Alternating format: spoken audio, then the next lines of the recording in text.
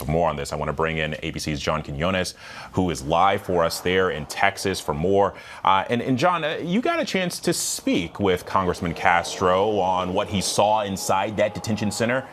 What did he tell you? Yes, sir. Well, we are now standing outside the center ourselves. It's about 1,000 yards behind me, about an hour south of San Antonio.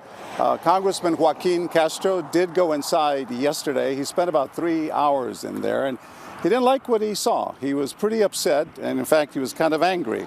But they did allow him, after other Congress folks were denied entry to this detention center.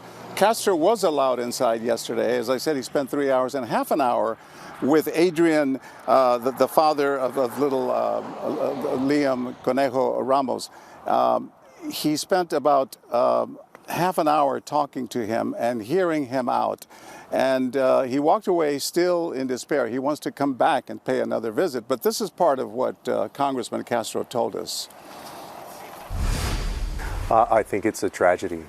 And I think that it's part of a very vicious and brutal mass deportation campaign by President Trump that really is dehumanizing. And the sad thing is that Liam is just one of probably hundreds of kids over at Dilley. You know, he tells us that the children inside, and there are many families inside, are not being given the medical attention they need. He says that a lot of the detainees were put on lockdown after some protesters showed up here. And when those protesters showed up yesterday, the authorities then cracked down, and there was some pepper spray fired at them. Castro is pretty upset, as I mentioned. He wants to now go back inside, perhaps next Friday, he says, a week from tomorrow.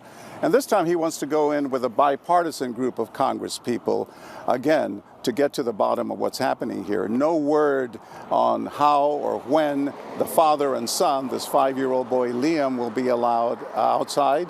A federal judge has ruled that they cannot be deported, but there's no further word on when they might be released. Yeah, so just kind of a holding pattern here. Okay. John Quiñones for us. Thank you so much.